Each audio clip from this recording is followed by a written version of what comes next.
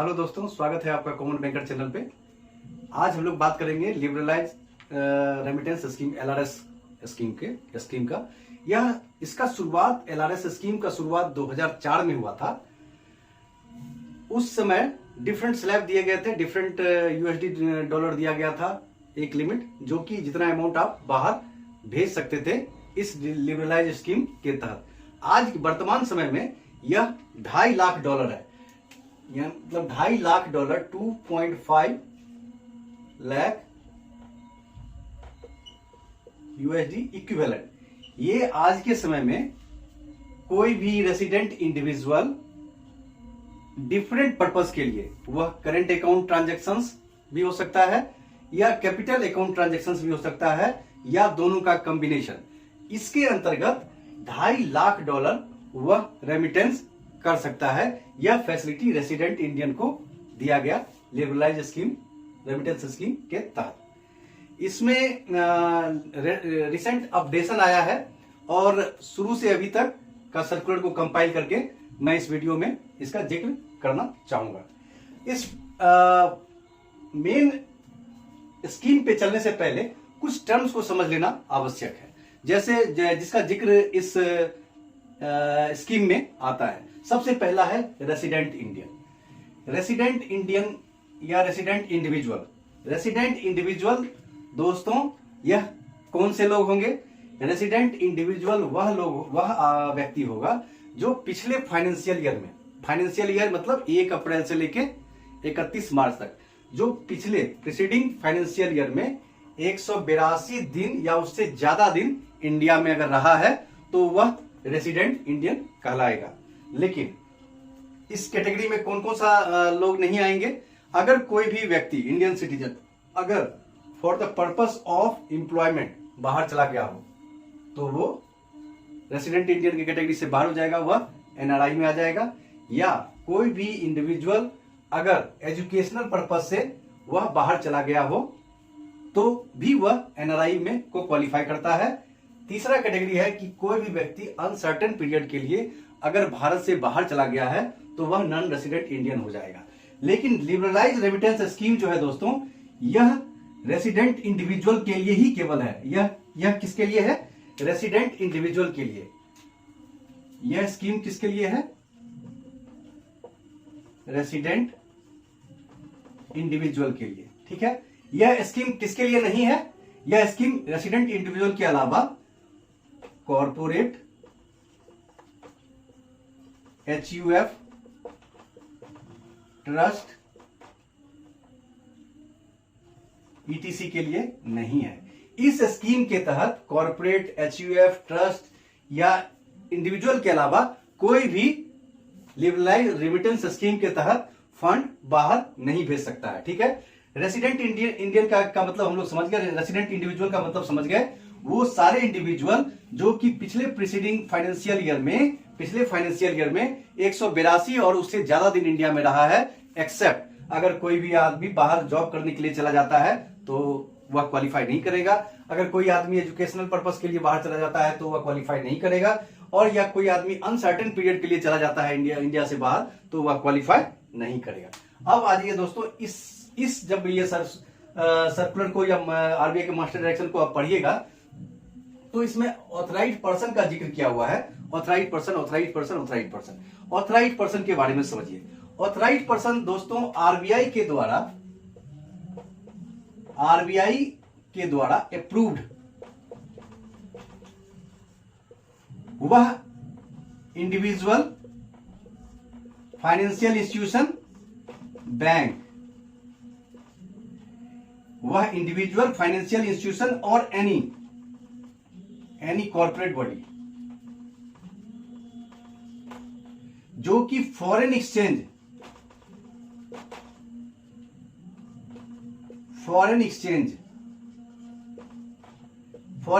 को करने के लिए ऑथराइज किया हुआ हो, फॉरेन ट्रांजैक्शंस को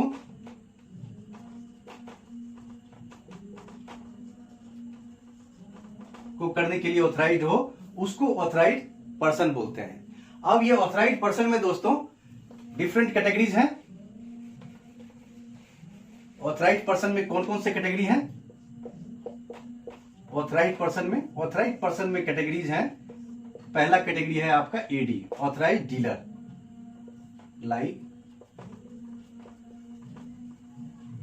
बैंक, फाइनेंशियल इंस्टीट्यूशन। दूसरा है आपका ऑफशोर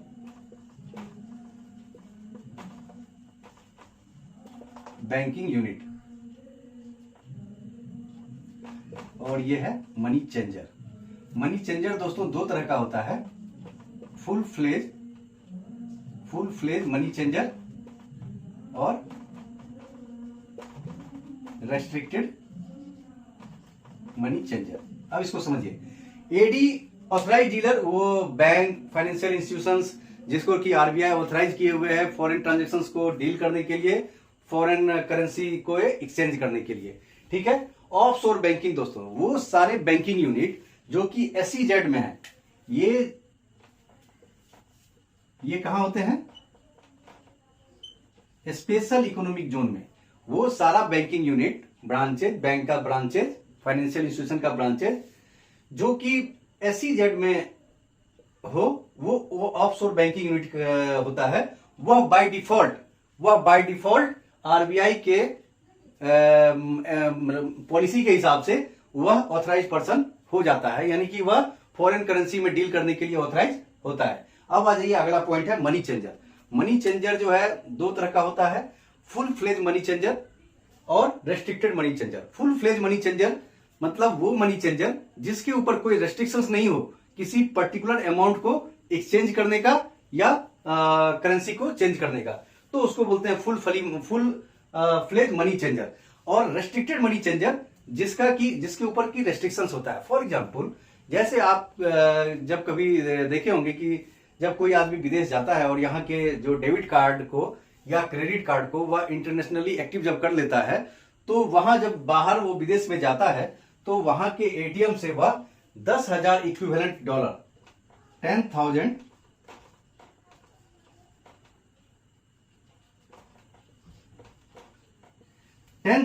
इक्विवेलेंट यूएसडी का वह एक्सचेंज वहां से ड्रॉ कर पाता है। तो वह हो गया रेस्ट्रिक्टेड मनी चेंजर। तो ये लिबरलाइज रेमिटेंस स्कीम जो मास्टर डायरेक्शन है आरबीआई का, उसमें कई जगह जिक्र किया हुआ है ऑथराइज पर्सन का, ठीक है।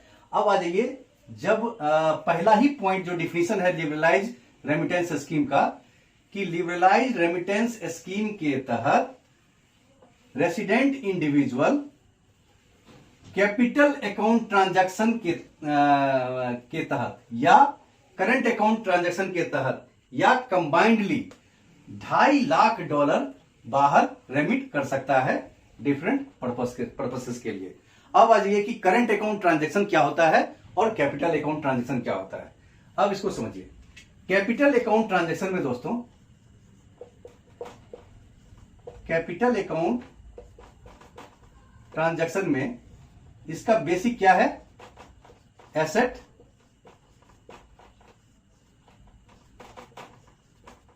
लायबिलिटी,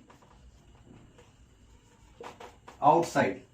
इंडिया से बाहर जब एसेट और लायबिलिटी किसी का चेंज हो जिस ट्रांजैक्शन की वजह से, तो उसको बोलेंगे current account transaction, sorry capital account transaction. यानी कि वो सारे ट्रांजैक्शंस जिस ट्रांजैक्शन के द्वारा किसी भी कॉर्पोरेट का, इंडिविजुअल का, कंपनी का, किसी भी कॉर्पोरेट बॉडी का अगर एसेट और लायबिलिटी चेंज होता है अब्रॉड द, मतलब भारत के बाहर, तो उसको बोलेंगे कैपिटल अकाउंट ट्रांजैक्शन। अब फॉर एग्जांपल कि इसमें जैसे मतलब कोई भी इंडिविजुअल अगर फॉरेन करेंसी अकाउंट अब्रॉड में खुलवाता है तो वह क्या कहलाएगा? कैपिटल अकाउंट ट्रांजैक्शन, क्योंकि उसका फॉरेन में मतलब करंट अकाउंट, सेविंग अकाउंट खुलवाया, उसका क्या है? अब उसका cash in hand, bank in balance बढ़ गया, यानी कि उसका एसेट, उसका करंट एसेट बढ़ गया। एसेट कहां बढ़ा? अब्रॉड में, भारत के बाहर, ठीक है। अब दूसरा एग्जांपल लीजिए कि अगर कोई भी इंडिविजुअल किसी भी म्यूचुअल फंड में, फॉरेन म्यूचुअल फंड में या कहीं ऐसी जगह पे इन्वेस्टमेंट करता है, तो उसको क्या बोलेंगे? उससे क्या होगा? उसका इन्वेस्टमेंट बढ़ रहा है, यानी कि उसका बैलेंस शीट में करंट एसेट, या अगर वो मतलब जो जिसमें इन्वेस्टमेंट कर रहा है उसका नेचर अगर टर्म टाइप का है, यानी कि उसका मैच्योरिटी टर्म सर्टेन टर्म के बाद मिलता है, तो यानी कि उसका जो है मतलब करंट एसेट के अलावा उसका एसेट बढ़ रहा है। ठीक है, अब आ जाइए, जैसे फॉर एग्जांपल अगर कोई इमूवेबल प्रॉपर्टी बाहर एक्वायर कर रहा है अपने रेमिटेंसेस के द्वारा, ठीक है, तो बाहर रेमिटेंस के द्वारा जो है फिक्स एसेट एक्वायर कर रहा है या इमूवेबल प्रॉपर्टी एक्वायर कर रहा है, तो उसमें क्या हो रहा है कि वह उसका फिक्स एसेट चेंज हो रहा है, बढ़ रहा है। ठीक है, ओके, तो इस तरह का जो ट्रांजैक्शन होगा वह कैपिटल अकाउंट ट्रांजैक्शन कहलाएगा। ठीक है, तो लिबरलाइज रेमिटेंस स्कीम के तहत किसी भी रेसिडेंट इंडिविजुअल का कंबाइंडली करंट अकाउंट ट्रांजैक्शन या कैपिटल अकाउंट ट्रांजैक्शन के तहत मैक्सिमम वह बाहर विदेश में भेज सकता है, कितना रेमिटेंस कर सकता है, वह है $2.5 लाख का। ठीक है दोस्तों, करंट अकाउंट ट्रांजैक्शन क्या है, देखिए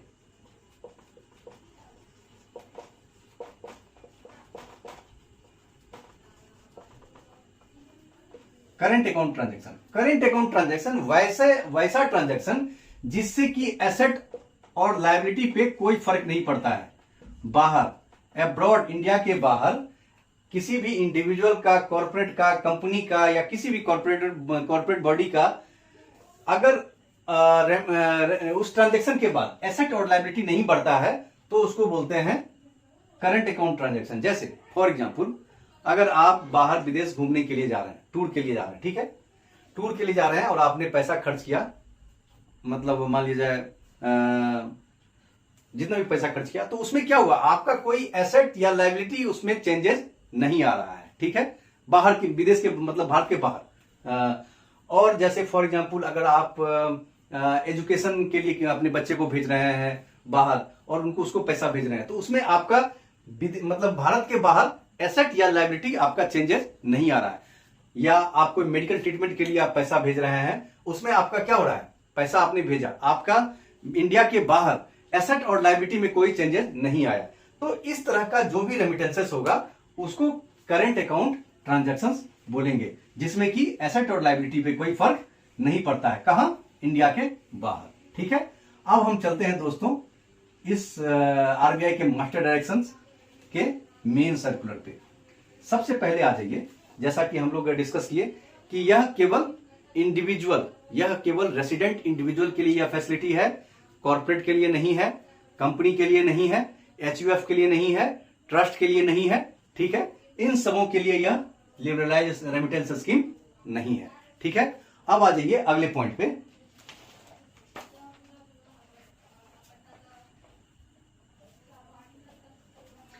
जो रेमिटेंस, जो एलआरएस का जो रेमिटेंस का जो यह है दोस्तों $2.5 लाख का,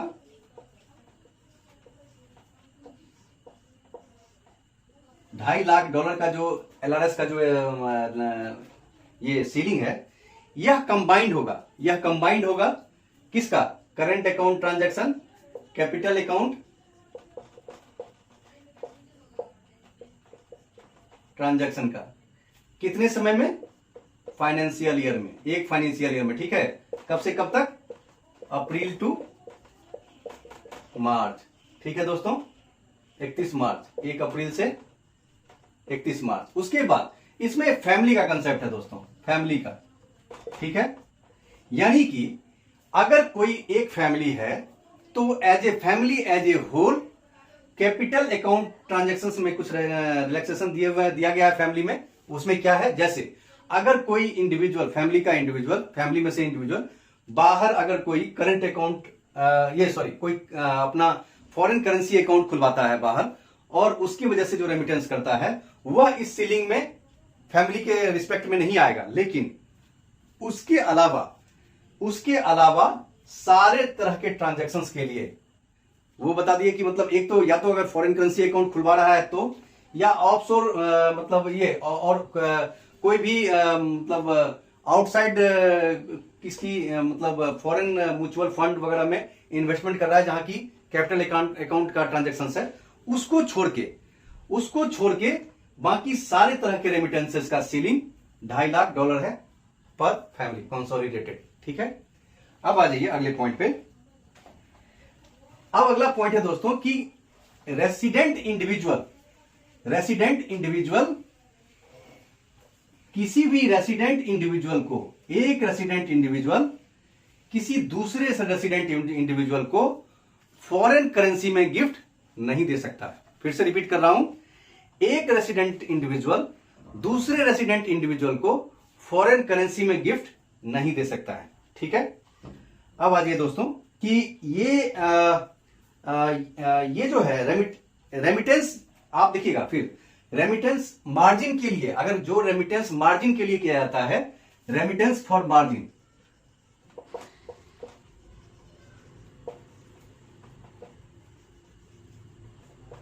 या मार्जिन कॉल, यह एलआरएस के तहत नहीं होगा, इसका सीलिंग एलआरएस में नहीं आएगा। यानी कि जैसे कोई भी आप मतलब जो आप फ्यूचर कोई कॉन्ट्रैक्ट करते हैं, कोई स्वैप करते हैं, कोई ऑप्शन करते हैं, उसमें जो आप मार्जिन के लिए जो रेमिटेंस करते हैं वह यह इस एलआरएस स्कीम के तहत नहीं होगा। ठीक है। अब आइए अगला दोस्तों, अगला पॉइंट है कि परमिसिबल करंट अकाउंट ट्रांजेक्शन क्या क्या है एलआरएस के तहत। लिबरलाइज रेमिटेंस स्कीम के तहत परमिसिबल कैपिटल अकाउंट ट्रांजेक्शन क्या क्या है। परमिसिबल कैपिटल अकाउंट ट्रांजैक्शन क्या क्या है। पहला है opening of foreign currency account abroad,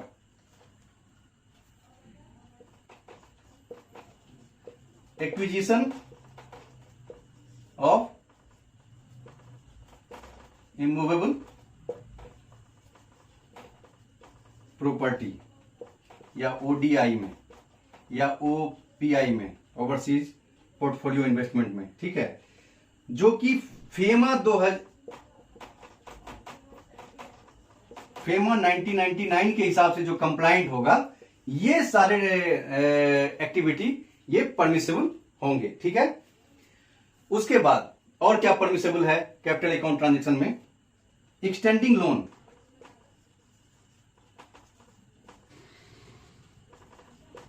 लेकिन ये लोन किस में होगा? आईएनआर में, इंडियन रुपीज में। ठीक है। टू एनआरआई,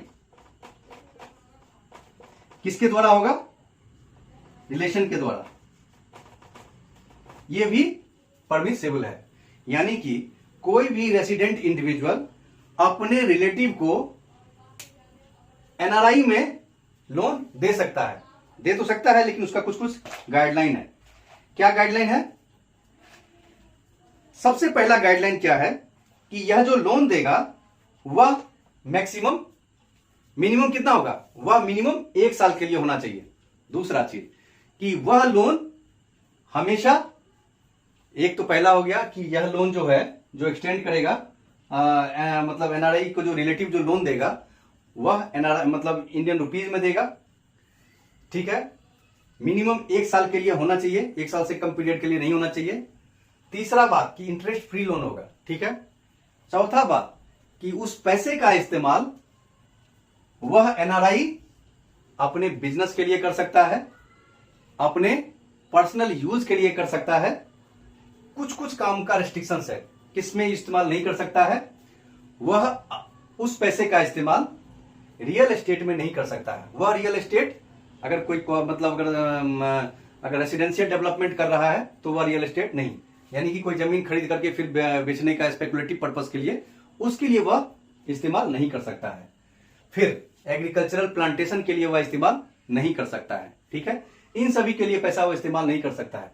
और वह जो लोन दिया जाएगा वह क्रेडिट कहां किया जाएगा? एनआरओ अकाउंट में। उसका रिपेमेंट कहां से होगा? जो उसका इनवार्ड रेमिटेंस आएगा उससे होगा, या जो उसका लोकल मतलब कलेक्शन आएगा उससे होगा। तो ठीक है।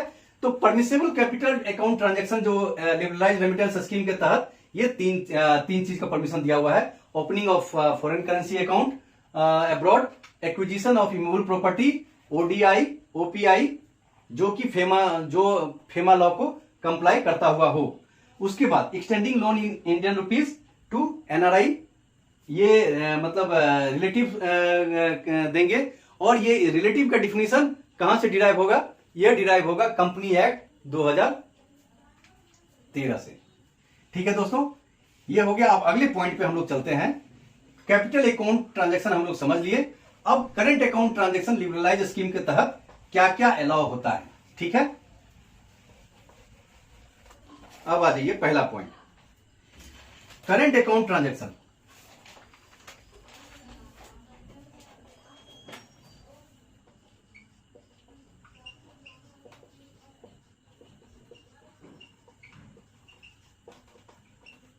इसको वन बाय वन हम लोग समझते चले जाएंगे।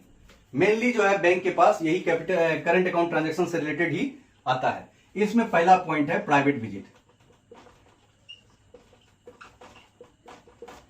अगर आप कहीं घूमने के लिए जा रहे हैं तो वैसे केस में आप 2.5 लाख USD तक और उसके इक्विवेलेंट आप रेमिटेंस कर सकते हैं। इसके लिए आप एडवांस भी रेमिटेंस कर सकते हैं। ठीक है, प्राइवेट विजिट। लेकिन एक चीज का ध्यान रखना है कि irrespective of number of visit, irrespective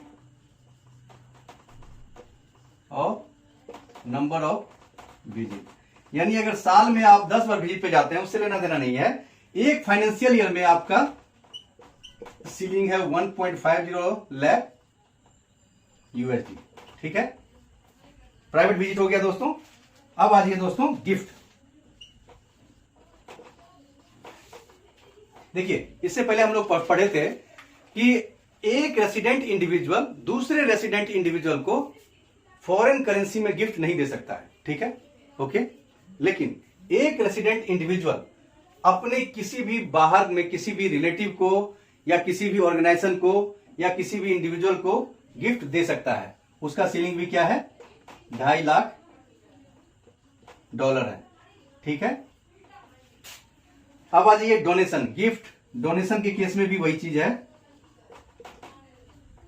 donation के लिए भी आप सीलिंग जो है 2.5 लाख डॉलर है। ठीक है, अब आ जाइए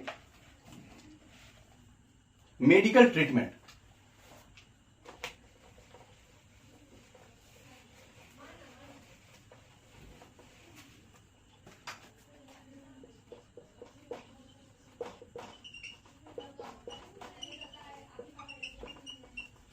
मेडिकल ट्रीटमेंट के लिए भी 2.5 लाख डॉलर का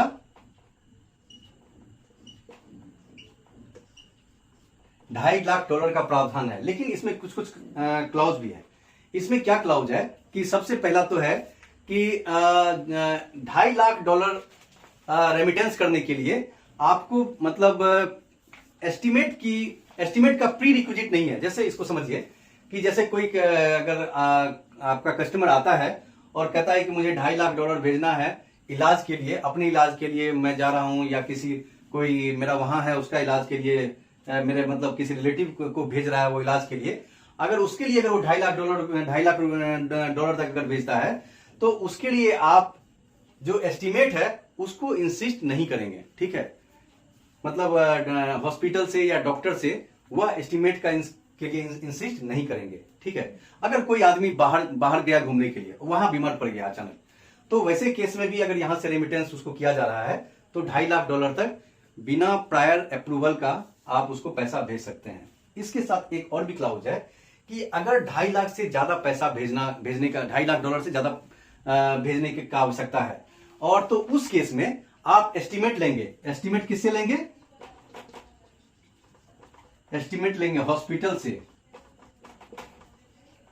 डॉक्टर से। वो कहां का हो सकता है? वह यहां का भी हो सकता है, इंडिया में भी का भी हो सकता है, और एब्रॉड का भी हो सकता है।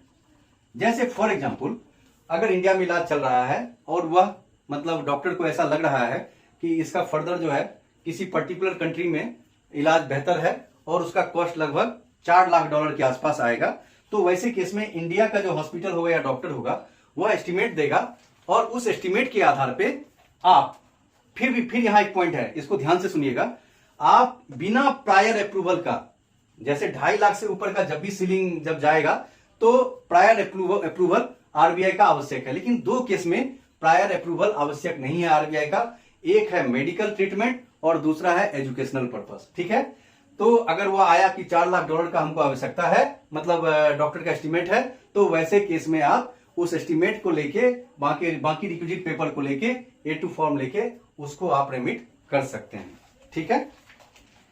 एजुकेशनल पर्पस में भी दोस्तों सेम है, ये मेडिकल का हो गया और ये अब्रॉड का भी हो सकता है। जैसे यहां से गया और $2.5 लाख का मतलब उसका एस्टिमेट था, मतलब $2.5 लाख खर्च हो चुका, अब वहां जो है इलाज चल रहा है, लेकिन और फर्दर कोई सर्जरी का आवश्यकता है, कोई फर्दर ट्रीटमेंट का आवश्यकता है, वैसे केस में वहां का जो डॉक्टर है, वहां का जो हॉस्पिटल है, वह भी एस्टिमेट दे सकता है कि मतलब रिवाइज एस्टिमेट, और उस रिवाइज एस्टिमेट के अनुसार आप इनहांस पोर्शन भी मतलब without prior approval from RBI आप पैसा भेज सकते हैं। अब आज ये अगला है दोस्तों education loan, sorry education expenses.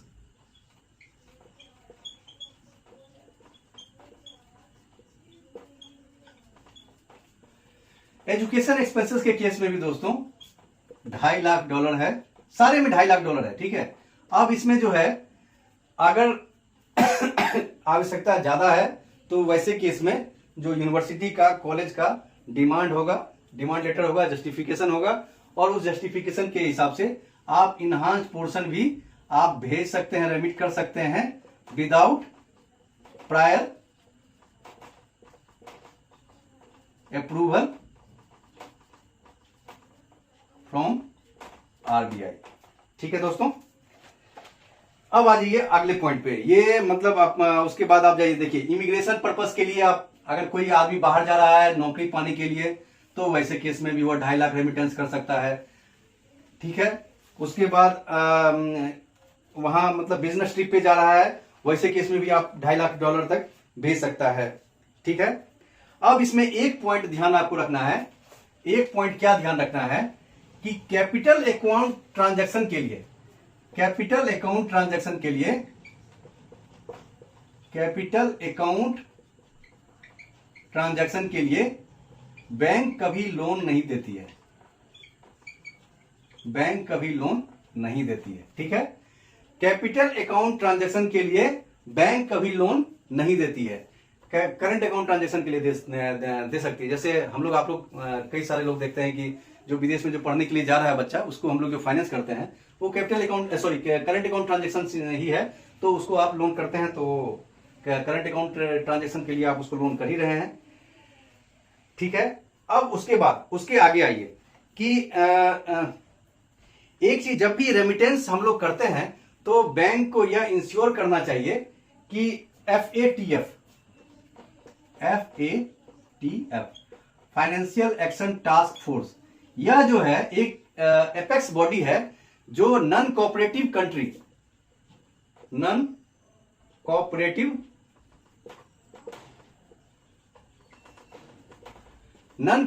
Countries का लिस्ट अपडेट करता रहता है। तो वैसे कंट्री में यह ध्यान रखना है कि रेमिटेंस को, लिबरलाइज रेमिटेंस को अलाउ नहीं करना है। ठीक है। अब आ जाइए दोस्तों, अब अगला पॉइंट पे कि इसमें डॉक्यूमेंट क्या क्या लगता है। डॉक्यूमेंट जो है रेमिटेंस के लिए डॉक्यूमेंट क्या लगेगा, तो सबसे पहला रेमिटेंस के लिए जो डॉक्यूमेंट लगेगा, लिबरलाइज रेमिटेंस के लिए डॉक्यूमेंट लगेगा, वो क्या होगा, form A2 and pan card, ये मैंडेटरी है। फॉर्म A2 और पैन, ये डॉक्यूमेंट रिक्वायर्ड है किसके लिए, LRS के लिए। अब इससे आगे की बात समझिए कि आरबीआई जो बैंक को जो मतलब गाइडलाइन दिए हुए है, वह कोई पर्टिकुलर प्रेस्क्राइब नहीं करता है कि क्या क्या रिक्वायर्ड डॉक्यूमेंट चाहिए, मतलब एक्सेप्ट फॉर्म A2 और पैन, इसके अलावा कोई इंसिस्ट नहीं करता है। लेकिन बैंक को यह फ्री किए हुए है कि बैंक अपने डिस्क्रिप्शन का इस्तेमाल करके, अपने रैशनल का इस्तेमाल करके जो भी पेपर रिक्वायर्ड है टू एसर्टेन दैट कि लिबरलाइज रेमिटेंस स्कीम जिस स्कीम के तहत है उसी स्कीम के तहत किया जा रहा है कि नहीं किया जा रहा है, उसके लिए आपको रिक्वायर्ड डॉक्यूमेंट लिया जाता है। जैसे फॉर एग्जांपल एक बात समझिए कि जैसे एजुकेशन पर्पस के लिए ही रेमिटेंस करना है, तो जैसे बैंक में रिक्वायरमेंट होता है कि उस कॉलेज का प्रोविजनल एडमिशन लेटर होना चाहिए बाहर से, जहां से उसका एडमिशन अप्रूव हुआ है, उस कॉलेज का आपको डिमांड लेटर होना चाहिए, उस कॉलेज का अकाउंट डिटेल होना चाहिए, अपने कस्टमर का KYC होना चाहिए। तो ये सभी चीजों में आरबीआई दो चीज को मतलब ये करती है कि आपको फॉर्म A2 और पेन लेना है, बाकी जो डॉक्यूमेंट है वह बैंक डिस्क्रिप्शन के आधार पे है। ठीक है, अब आइए दोस्तों, जो आप लोन देते हैं मतलब एनआरई को जो लोन देते हैं कैपिटल अकाउंट ट्रांजैक्शन के लिए, वह लोन कितना है? वह लोन जो है वह कोई भी इंडिविजुअल दे सकता है, लेकिन किस में देगा? वह इंडियन रुपीज में देगा। ठीक है, लेकिन उसका भी सीलिंग कितना होगा? उसका भी सीलिंग देगा तो वो इंडियन रुपीज में, लेकिन वह सीलिंग जो है वह $2.5 लाख का होगा। इसको समझिए, इसका मतलब क्या हुआ? $2.5 लाख का जो यूएसडी का जो इक्विवेलेंट रुपीज होगा, अगर जैसे फॉर एग्जांपल अगर आज की डेट में अगर 75 रुपया इसका वैल्यू रख लीजिए, या 100 ही रख लीजिए, मतलब इजी रहेगा, 100 रख लीजिए, तो इसमें 100 2 जीरो लगा दीजिए, यानी इतना रुपीज है, इतना रुपीज हम रेमिटेंस कर सकते हैं, 1 2 3 4 5 6 7, यानी कि 2.5 करोड़ रुपया हम रेमिटेंस कर सकते हैं। ठीक है, लेकिन अगर हमने किसी अपने रिलेटिव को, एनआरआई रिलेटिव को अगर हमने कोई रुपीज लोन दे दिया 1 करोड़ का, ठीक है, 1 करोड़ का लोन दे दिया, उस लोन का कंडीशन क्या क्या होगा? ठीक है, वह लोन का कंडीशन होगा कि वह पर्सनल रिक्वायरमेंट के लिए यूज होगा। ठीक है, पहला पॉइंट। दूसरा पॉइंट, वह अपने बिजनेस पर्पस के लिए भी यूज कर सकता है, लेकिन कौन कौन से बिजनेस के लिए नहीं कर सकता है? चिट फंड बिजनेस के लिए नहीं कर सकता है, निधि कंपनी के लिए नहीं कर सकता है, एग्रीकल्चरल प्लांटेशन के लिए नहीं कर सकता है, रियल एस्टेट बिजनेस के लिए नहीं कर सकता है। रियल एस्टेट बिजनेस में अगर एग्जम्पशन दिए हुए है कि अगर वह रेसिडेंशियल डेवलपमेंट प्रोजेक्ट में इन्वेस्ट कर रहा है तो वहां कर सकता है, टीडीआरस में नहीं कर सकता है। ठीक है, अब यहां देखिए, हमने 1 करोड़ एनआरआई अपने रिलेटिव को दे दिया।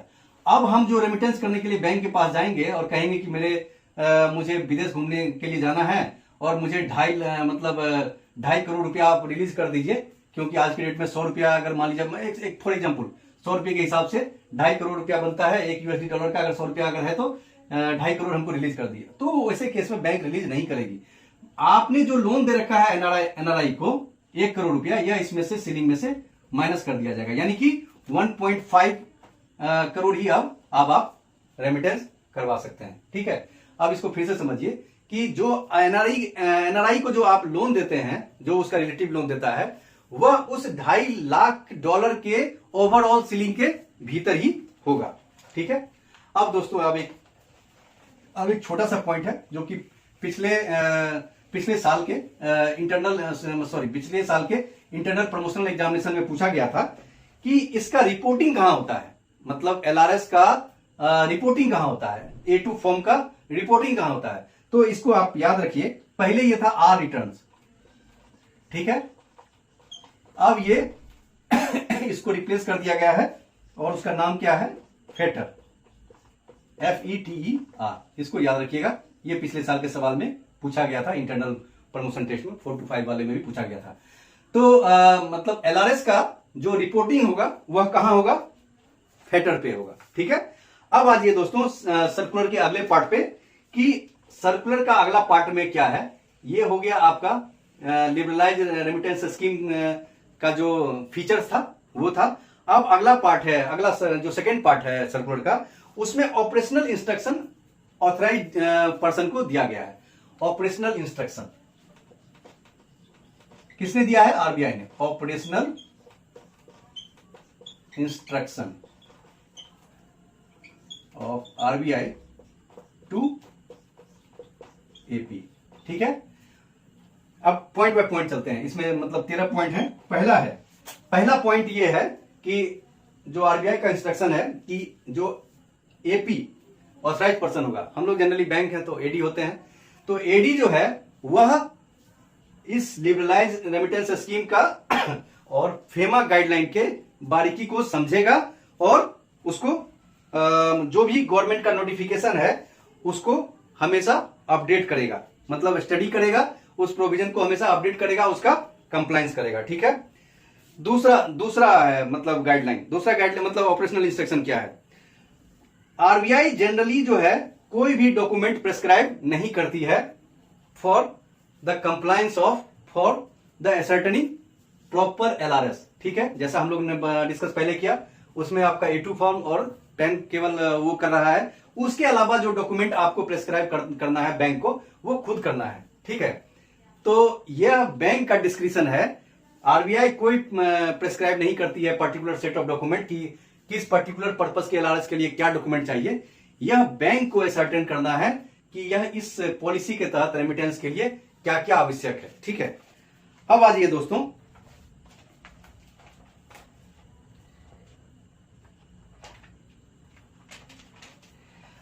अक्रॉस द बैंक, तीसरा पॉइंट है across the bank. Bank formulate करेगी across the bank uniform practice हो। अक्रॉस द बैंक, ये नहीं कि कोई एडी ब्रांच अगर एजुकेशन पर्पस के रेमिटेंस के लिए कुछ मांग रहा है और दूसरा एडी ब्रांच कुछ मांग रहा है, तो across the bank uniform practice को लागू करना है। यह ऑपरेशनल इंस्ट्रक्शन है आरबीआई का। पहला इंस्ट्रक्शन कि जो भी गाइडलाइन है, अपडेटेड गाइडलाइन, उससे अवेयर रहेगा, नोटिफिकेशन से अवेयर रहेगा। दूसरा है आपका कि आप कोई भी प्रेस्क्राइब्ड डॉक्यूमेंट नहीं है, बैंक खुद ब खुद एनालाइज करेगी। और तीसरा है कि uniform practice across the bank ये लाएगी। अब चौथा है दोस्तों, चौथा है कि इसका रिकॉर्ड, प्रॉपर रिकॉर्ड इसका मेंटेन करेगी। प्रॉपर रिकॉर्ड किसका मेंटेन करेगी? A2 फॉर्म का, और उससे रिलेटेड जो प्रूफ, जो पेपर दिया है रेमिटेंस के लिए, उसका वह रिकॉर्ड मतलब बैंक मेंटेन करेगी फॉर द मतलब ये ऑडिट फ्रॉम आरबीआई। जब भी ऑडिट आरबीआई को करना होगा तो ऑडिट कर सकती है।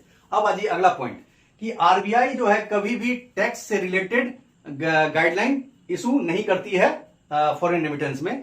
यह बैंक को हमेशा नजर रखना है इनकम टैक्स डिपार्टमेंट के नोटिफिकेशन पे कि रेमिटेंसेस में क्या क्या टैक्स लगता है। आज के डेट में जो रेमिटेंस पे जो टैक्स लगता है दोस्तों, वह है 7 लाख रुपया, 7 लाख या उससे ज्यादा, 7 लाख या उससे जो ज्यादा होता है उस रेमिटेंसेस पे 5% टैक्स लगता है। ठीक है, लेकिन किसमें एक्सेम्पशन है, मतलब मॉडिफिकेशन किसमें है? अगर आपने जो एजुकेशन लोन दे रखा है किसी बॉरोवर को, एजुकेशन लोन दे रखा है बॉरोवर को, और वहां से पैसा जा रहा है, वहां से पैसा जा रहा है, तो वैसे केस में टीडीएस का स्लैब जो है 0.5% है। फिर से इसको रिपीट करूं, आरबीआई का जो ऑपरेशनल इंस्ट्रक्शन है कि रेमिटेंसेस पे जो भी टीडीएस लगेगा उसका नोटिफिकेशन आरबीआई जारी नहीं करेगी। उसका नोटिफिकेशन ऑब्वियसली कौन जारी करेगा? उसका नोटिफिकेशन जारी करेगा इनकम टैक्स डिपार्टमेंट। तो बैंक को यह इंस्ट्रक्शन है कि वह मतलब इनकम टैक्स डिपार्टमेंट के नोटिफिकेशन को बार बार देखते रहे, ध्यान रखे और उसके हिसाब से कंप्लाई करे।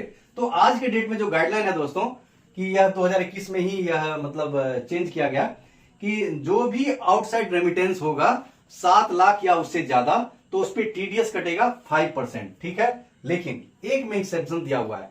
क्या एक्सेप्शन दिया हुआ है? कि जैसे अगर आप रेमिटेंस कर रहे हैं और उस रेमिटेंस में जो पैसा है वो एजुकेशन लोन के थ्रू जा रहा है, यानी कि आपने जो एजुकेशन लोन दे रखा है बॉरोवर को, वो पैसा भेज रहा है, तो जितना पार्ट आप एजुकेशन लोन से भेज रहे हैं उस पैसा पे 0.5% टीडीएस लगेगा। ठीक है दोस्तों, अब अगले पॉइंट पे आइए कि जो ऑपरेशनल इंस्ट्रक्शन है आरबीआई का कि आप जिसका भी रेमिटेंस कर रहे हैं वह अकाउंट केवाईसी कंप्लाइंट होना चाहिए। इसीलिए आप देखते होंगे जब A2 फॉर्म आप भेजते होंगे एडी ब्रांच को, तो एक कंफर्मेशन भी ब्रांच भेजती है कि जिस अकाउंट से रेमिटेंस जा रहा है वह केवाईसी कंप्लाइंट अकाउंट है। ठीक है, अब इसमें एक इंपॉर्टेंट पॉइंट है, अगला पॉइंट है दोस्तों, कि कभी भी किसी भी अकाउंट से रेमिटेंस कैपिटल अकाउंट ट्रांजेक्शन के लिए आप तभी करेंगे, कैपिटल अकाउंट ट्रांजेक्शन तभी करेंगे जब वह 1 साल या उससे ज्यादा ओल्डर रिलेशन का अकाउंट रहेगा। ठीक है, फिर से समझिए इसको, कैपिटल अकाउंट रिलेटेड रेमिटेंस आप तभी करेंगे किसी कस्टमर का जब आपके बैंक से उसका रिलेशनशिप 1 साल से ज्यादा होगा। ठीक है, अब आ जाइए दूसरे तरह का अकाउंट में जहां की 1 साल नहीं है लेकिन कैपिटल अकाउंट ट्रांजेक्शन करना है, तो वैसे केस में आपको क्या करना पड़ेगा? आपको करना क्या पड़ेगा? उसमें आपको उसका 1 साल का दूसरे बैंक का भी स्टेटमेंट चलेगा। ठीक है, अब आ जाइए उससे अगला पॉइंट क्या है कि अगर वो भी नहीं है तो वैसे केस में प्रीवियस ईयर का जो आईटीआर डिटेल्स है वह भी आप ले सकते हैं। ठीक है, अगर सीधा सवाल आएगा कि कैपिटल अकाउंट ट्रांजैक्शन मतलब आपका कितने साल के कस्टमर को आप कर सकते हैं, तो उसका आंसर आपको 1 ईयर हो जाएगा। कंडीशनल वे में अलग अलग और भी 2 पॉइंट हैं जिसको हम लोग ने डिस्कस किया है। अब आ जाइए कि एडी ब्रांच, ये ऑपरेशनल इंस्ट्रक्शन, ठीक है, ऑपरेशनल इंस्ट्रक्शन है कि कैपिटल अकाउंट ट्रांजेक्शन 1 साल से पुराने कस्टमर को ही आपको करना है। अब आ जाइए अगला मतलब अगला ऑपरेटिव इंस्ट्रक्शन। अगला ऑपरेटिव इंस्ट्रक्शन ये है कि एडी ब्रांच जो रेमिटेंस करेगा तो वह इंश्योर करेगा कि रेमिटेंस में पैसा जो है उसी कस्टमर का है, ठीक है। फिर से इसको रिपीट करता हूं कि एडी ब्रांच यह इंश्योर करेगा जो रेमिटेंस जो जा रहा है लिबरलाइज रेमिटेंस के तहत वह उसी कस्टमर का है, यानी कि थर्ड पार्टी रेमिटेंस नहीं होगा। जैसे फॉर एग्जांपल हमको अगर मान लीजिए घूमने के लिए जाना है तो हमको जो है ऐसा नहीं होगा कि मतलब कोई थर्ड पार्टी का रेमिटेंस उसमें आप कर दीजिएगा। ओके, अब आ जाइए आपको जो है अगला पॉइंट कि आपको रेमिटेंस कभी भी इनएलिजिबल एंटिटी को नहीं करना है। इनएलिजिबल एंटिटी जो भी नोटिफाइड किए हुए हैं आरबीआई के द्वारा या सैंक्शन जिस पे लगे हुए हैं उसके नाम से कोई भी रेमिटेंस नहीं जाएगा, ठीक है। अगला इंस्ट्रक्शन है आरबीआई का, अगला इंस्ट्रक्शन क्या है कि एडी ब्रांच कभी भी कैपिटल अकाउंट ट्रांजैक्शन के लिए फाइनेंस नहीं करेगी।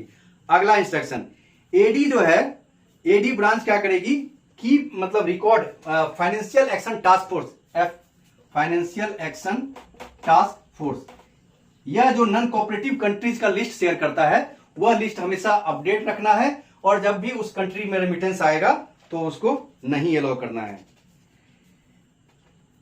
अब आ जाइए एक चीज इसमें एक पॉइंट है दोस्तों, लास्ट वाला जो पॉइंट है कि कई बार जैसे कई सारे बैंकों का ब्रांच विदेश में है, ठीक है, कई सारे इंडियन बैंकों का ब्रांच भी विदेश में है या कई सारे विदेशी बैंकों का एक ब्रांच भी इंडिया में है।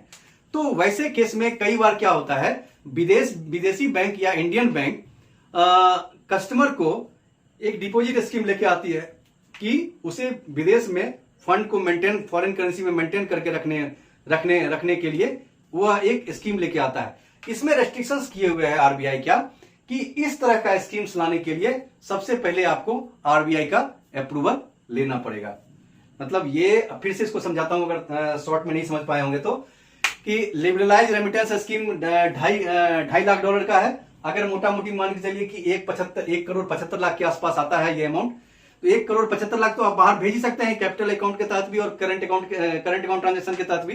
तो कई सारा बैंक जो कि इंडिया में प्रेजेंस है उसका बाहर ब्रांच है, तो वो बाहर के ब्रांच के लिए वह फंड का इस्तेमाल करती है, कस्टमर को लुभाती है कि आप हमारे उस ब्रांच में मतलब लंदन के ब्रांच में इतना रुपया डिपॉजिट कीजिए आपको इतना रेट मिलेगा, तो मतलब आप लिबरलाइज रेमिटेंस के तहत पैसा भेजिए। लेकिन इस तरह का काम करने के लिए सबसे पहले आरबीआई से उसे परमिशन लेना पड़ेगा। तो दोस्तों लिबरलाइज रेमिटेंस स्कीम में लगभग इतना ही है। होप करता हूं कि यह क्लियर हुआ होगा। थैंक यू दोस्तों।